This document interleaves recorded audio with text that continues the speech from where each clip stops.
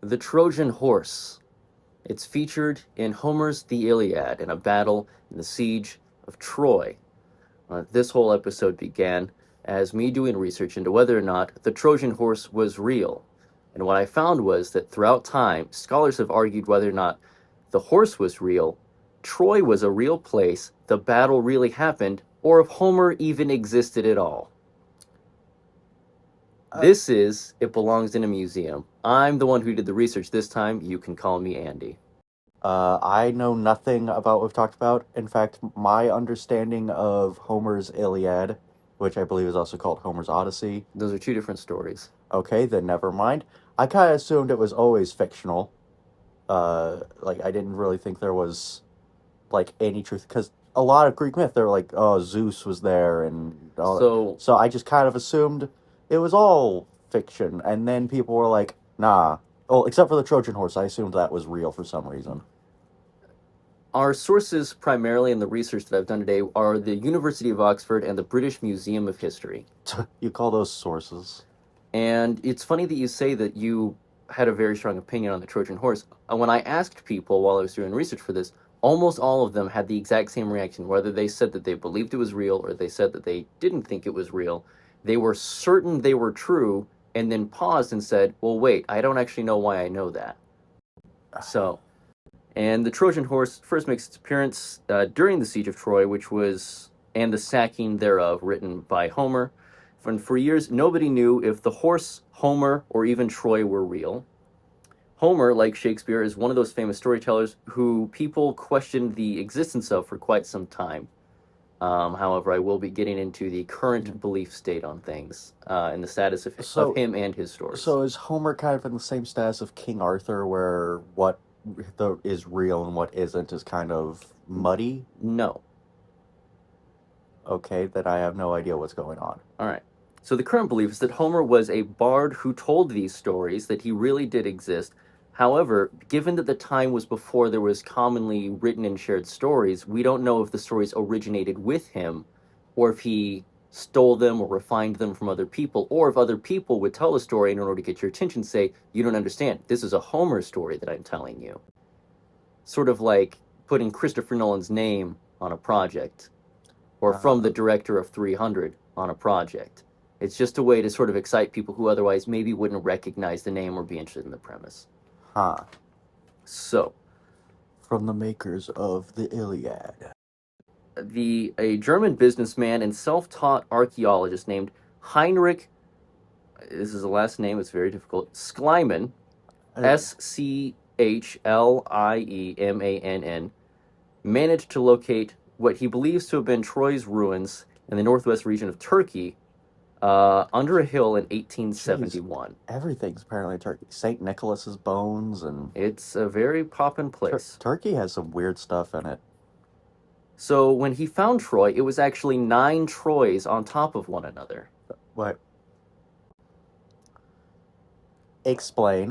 There were 9 distinct times when civilization had been rebuilt, and due to this, like the rings on a tree, we can see how much there was growth, famine, success, or failure in the place that we now know as Troy. We don't actually know what it was called in each of those iterations, but since he found it, he called them Troy 1 through Troy 9. Oh, that's shockingly succinct. Yeah, well, I mean, he is German.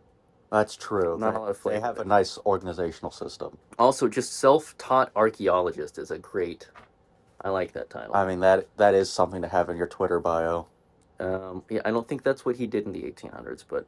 Nah, you don't know. So, in the Iliad, Hector is called the tamer of horses, and based on the bones and the buildings found in the remains of the various Troys, we believe that, yes, horse domestication and breeding was in fact a financial boon for people in Troy, meaning that the character of Hector likely was based on someone real, or at least could have realistically existed. Now, as for the Trojan War, that would have, based on archaeologists' belief, would have happened in the late Bronze Age, would be 1750 to 1188 BC, roughly. And they can tell that during this time, this area had great wealth, but it would have paled in comparison to other world powers at the time, just within the various Greek world.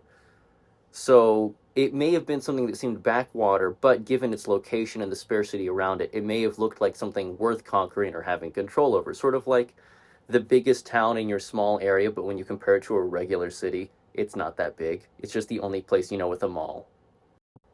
But Troy does appear in Hittite records as Wilusa, a name related to the Greek Ilios, which is Homer's other name for Troy in the Iliad. So wait, what's this other's name for Troy? Wilusa and Ilios, or or Ilion. Popular. But Hittite tablets mention going to war over Walusia, and mention of a ruler called Alexandru or Alexandros, another name for Paris in Homer's poems. Now, this is multiple times I've mentioned that there are multiple names for proper nouns, that be they a location or a person, right? Yeah. So I can imagine this is a nightmare for historians, the fact there's a million it did names. cause a wrinkle in the 1800s. Yes, we are going to get into that. But it these are the prevailing theories on the different names. Basically, like if you heard a story and you were a bard and you went to go tell it somewhere else, you might just decide to change the name for personal preference. It's like in the Hulk TV show with Lou Ferrigno, he was David Banner instead of Bruce Banner. Why? No real normal reason, just personal preference. But languages impact names, so where you go, it might be different. So like Troy becomes Ilios or Ilion. The Greeks are sometimes the Achaeans, and all these other names. There's like 3 or 4 names listed there. There was also the strict rhythmic patterns used by poets at the time, meaning that if you were in the middle of like your rhythm of it, you might change a name or a place to fit the rhythm that you're going to. And also, changing of names helped different Greek cultures connect with it. If a name that was popular in one place wasn't popular in another, now you change the hero's name. And also, again, sometimes just translation. Or, frankly, like the first point, just someone doesn't like the name, and when they retell it, they change something. Kind of reminds me of like the adaptation of Spider-Man that was done in like Japan, where like, He has a mech. well, that, but also like his name's obviously not Peter Parker, Hmm. and like they just change certain things, like what he does as a living, like these different cultural adaptations and stuff. Like they change it slightly to better localize it. And that would be a good example of a modern myth also being Yeah. recontextualized So for I the culture. guess Iliad had. That's why there's so many So like names for things. this part really tickled my brain. I love elements like this. It's such a wrinkle in the story. Okay. Troy fell into ruin at the end of the Bronze Age, as did all centers of power in the Mediterranean world for reasons that no one knows or understands. So hold on. Wait. So Troy, as that well as every other so major position of power, agricultural, pro, socioeconomic, they so all fell into ruin at the same time, and no one understands any reason that that happened. could it be that now the iron industry was kind of coming thing? No one has any prevailing. There are some theories, but there's no concrete evidence anywhere stating what happened, and there's not even a theory well liked enough to be applied in place of knowledge. Troy eventually crumbled and was absorbed into a local hill. So, through Wait. erosion and all that. Okay. That's. I'm sorry. It's just like Troy. This monumental city It of wasn't. power, and it's like It it's wasn't let. as large as the movie would make you think. Okay, but like it was like this hub of I mean, it things. was a hub, but it was like a Story, city. yeah, stories were being like told about it, and it's like, well, now it kind of got absorbed into a mountain. I'll put a picture up of the remains. It's Well, not enormous. yeah, but absorbed in a hill. That is such a That's what interest. time does. That's such a non-interesting thing to happen to such an interesting place. So, throughout the 18th and 19th centuries, scholars argued about whether or not Troy even existed. Realists believed that the story had to have been based in some grain of truth, while others said it was entirely made up by Homer, and that Homer likely didn't even exist, and everything was all just completely made That's up. a very odd opinion to have of like Homer made it up. Homer wasn't real. Like that is I imagine someone who holds both those theories simultaneously is very annoying to talk to. So, in the 1800s, Edward Clark declared, and I'm not Greek, so I will pronounce this incorrectly, Hisarlik, which was a hill, the site of Ilion, based on coins he had found. Only later would anyone realize that this Ilion was also Troy, and that Oh, underneath this city that looked on the edge of collapse, it did yeah, fall on, the city buried underneath it was the Troy that people knew of from the legend. that's man. That They were looking at Troy 9, not Troy 8 through 1. it has to be so weird to be like, hey, we found the iPhone whatever, and then you go under and you're like, oh, dude, Hybod Nano.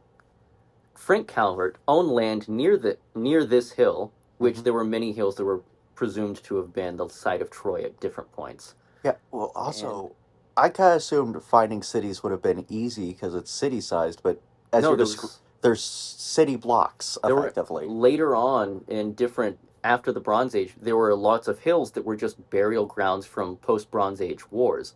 So the entire landscape is changing based on war, famine, death, earthquake, fire. So wait, these war zones would probably be bigger than the cities, like the mass burial It depends grounds. on which city and which fight. Well, It's like hard to say with any potentially though, like the potential. Well, there over time there were lots of hills, and you would sometimes find a spear or something, but it just meant some people were buried there. It doesn't mean a city was there. that has to be so aggravating. Like I found a thing. Who knows? But Frank Calvert owned land near that hill, and when Heinrich showed up with a copy of Homer's stories in one hand and a shovel in the other, and a glint in his eye like he really wants to go digging, Frank convinced him to go dig on his land. This is in 1868. Okay. Now, unfortunately, Frank Calvert would not get all of the attention that Heinrich did as the archaeologist who did this, although it was Frank who told him where to dig. So, Frank Calvert, hey, you belong in a museum, buddy. But Heinrich discovered all this. Some people claim that he used dynamite, but most people say that he did not, and he just used shovels I don't and know. He regular. was self-taught. Like, He just used shovels. He dug it up.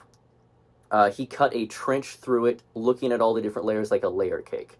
And he declared that Troy, too, was the site of the Great Trojan War, and he was more than likely wrong, as according to most archaeologists and historians, Troy hadn't connected enough with its neighbors or grown large enough for anyone to go to war over it at that point. If anything, it would have been closer to, I believe, the common prevailing thought is somewhere between 5 through 8 would have been when that would have happened, one of those Troys. So, do we? Homer is real, even though he may have aped some of his ideas. Troy is real, but was the Trojan horse. Okay, starters, just like brief caveat. Do we know how long each Troy's reign would have lasted Because, theoretically? Like, I mean, they can approximate, and science is getting better and better yeah, at it. You can look like, at, how, what's the expected life of one of their brick walls or something like that? well, Like, no, you can carbon date things. so, Bones, objects. You can look at so, agriculture. We can now see what people had been based on their bones. We can see the type of diet they had before they died now, and that's very recent technology. So our so, knowledge of history is constantly so, expanding. do we have an idea of how long each Troy story happened? Yeah, you could look that up. I don't have it written down right here because this was about a Trojan horse when it started, and I just got lost in this I incredible guarantee you, mystery. knowing my algorithm, if I type in Troy, it's gonna be like the show. Anyway, it was a movie, unless you're talking about Glover on Community. So, was the Trojan horse real? Mm-hmm. Kind of the penultimate, in my opinion. Honestly, not even the most interesting part of this, in my opinion, but still the question that got me looking in this direction. At current, there is no evidence of a large wooden horse, let alone one big enough and hollow enough for people to have hidden inside, but we do believe we know where the myth comes from. Siege machines at the time, such as battering rams, catapults, trebuchets, and siege towers, would often be covered with wet horsehide as a defense from being lit on fire by defenders. A non combatant poet or someone simply looking to spice up a story may have misinterpreted or intentionally exaggerated what was happening and what, in this situation for the sake of a good story, or again, just because they have no idea what they're looking at. It's a large, vaguely horse shaped thing covered in horsehair. What So, are you going to tell your friends? They made a big horse. so the siege machines, which, if I remember historically, they were basically towers on wheels with a little Well, again, ramp coming out, siege towers, trebuchets, catapults, and battering rams were the Bronze Age siege engines of the time. and they were covered in wet horsehide. Yeah, to avoid being lit on fire. It is becoming a trend with our show that horses do not have great historical track records. Well, that's not to say that they killed healthy horses. That could have just been old horses that they had to put down. We don't know. I didn't. They're all dead. I can't ask And them. theoretically, you could just buy horse hides. I mean, your horse dies. What are you going to do with the hide? Sell it. So, yeah, that is the very abridged version of how we lost and rediscovered Troy, and by any degree proved that Homer was real, Troy was real, and that the Trojan horse likely was not. Although, to be fair, it would be hard to find wood that had been preserved that long anyway. So, for Yeah. those of you who want to hold out hope, we cannot definitively prove that it didn't happen, but more than likely, no. That's a shame. Yeah. I must say, the idea of a leather tower rolling up to the thing. Well, again, it could have just been like a big battering ram, and that would have given you kind of like the four-legged shape potentially, and Yeah. you know. But when I was in high school, so a while ago, unfortunately, I remember the prevailing theory at the time was that it was an analogy or like a poetic, romanticized version of a great flood, or of a plague that swept over. Like they had given gifts that were plague-filled, like diseased, and so that was kind of the poetic version of it. That was the prevailing theory back when I was in high school, which is when I fell in love with Greek things because that was like, Troy was coming out, but there was Yeah. also 300, even God of War was coming out.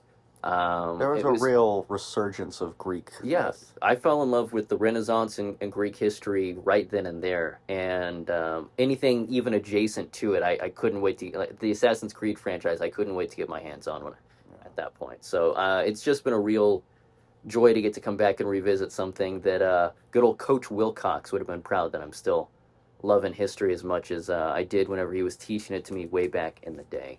So, what'd you think?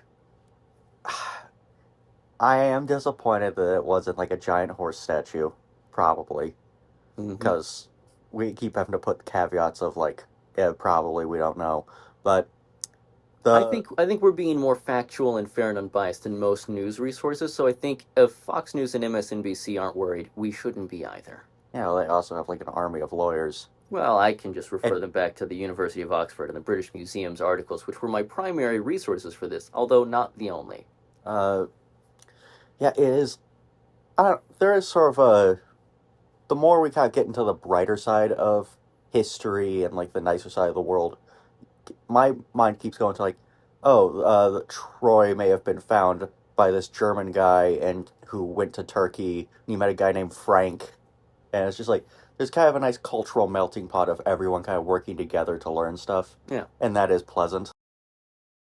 And like I went into this only researching the horse Yeah, and was like, I don't know if there's even an episode here because it's it's pretty of definitively an answer right now. But then how we lost Troy and the questions that even got us to the point where we could question the horse was so interesting to me that I yeah, was like, you know what? Losing this much history and then finding so much yeah of it again is worth talking about. something that caused multiple empires to collapse, and also what I find kind of interesting is like we keep seeing different interpretations of Greek myth and Hmm. stuff like that. I have not seen one where they actually use the horse hide covering the battering rams Not to and the my trebuchet. knowledge. So it's weird that like when all these people are trying to stand out individually and not one of them does even the research that you did. Like you covered like you started your research like what a couple days before or Yeah, I spent a couple of days on each of these things. so it's weird to think that like 'cause I think a script or something like that is written in like if it's Oh, you're rushed, talking about like movies and yeah, things. Well, no, like like, or like set design. I think you're given like a couple well, days. a movie would care more about spectacle, you know. Yeah, So, I would think horse hides on like a thing where you're like, oh my goodness, what's that? yeah. But That I is guess the question now remains: do you believe that this story or the Trojan horse itself? Do you believe what parts of this belong in a museum, if not all? I think Homer and the legacy, the questionable history of like how much was made up, and the fact that he was kind of a name brand Yeah, almost like he was a sign of quality yeah. So ability. Homer belongs in a museum. Does Troy belong in a museum? I certainly believe so. Oh, like the legacy of the city. I think it needs to be redefined in our minds because I think you have to because when you say Troy, you think of like some big You think walled of city. Orlando Bloom and Brad Pitt. You think of a giant walled city with like armed guards and stuff. And Eric Bana, frankly, getting the short end of the stick on that. Orlando Bloom should have fought his own battles. I have not seen the movie. How, what? Okay, so I'm just going to go ahead and say, yes, all of these things belong in a museum. We should be more constantly telling people the truth about history, even if it's less fantastic than the stories we've been told. And you need to watch Troy right now. That's what we're about to do.